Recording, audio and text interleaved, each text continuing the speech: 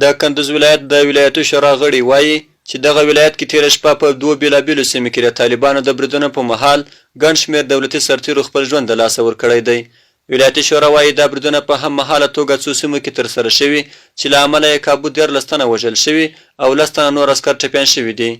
د کندوز د والي ویان اسمت الله مرادي مني چې دغه ولایت د مرکز اړوند شینوارو او د علي آباد ولسوالۍ په قلزک سیمه کې د تېرې شپې د بریدونو په مهال 8 تنه عسکر وژل شوي او 15 نور ژوبل شوي دي، خو وایي چې د نورو سیمو له جګړې خبر نه لري. طالبانو د پیښې مسؤلیت منلی او ویلي دي چې تېره شپه یې د یاد ولایت د مرکز اړوند شینوارو سیمه کې یوه پوسته له منځه وړې او 9 تنه پولیس یې وژلي. طالبانو دغه راز ویلي چې په همدې شپه یې د یاد ولایت د علي آباد ولسوالۍ کوچه قزق سیمه کې په هغه قطار برید کړی چې د دوی په ضد عملیاتو ته روان و. طالب ویان ذبیح الله مجاهد خبر ورکړی چې دغه برید په نتیجه کې 2 ټانګونه ویجاړ، 8 تنه عسکر وژلي او 15 نور یې ټپیان کړي دي. رحمت الله شهکار، د خپلواک تلویزیون همکار.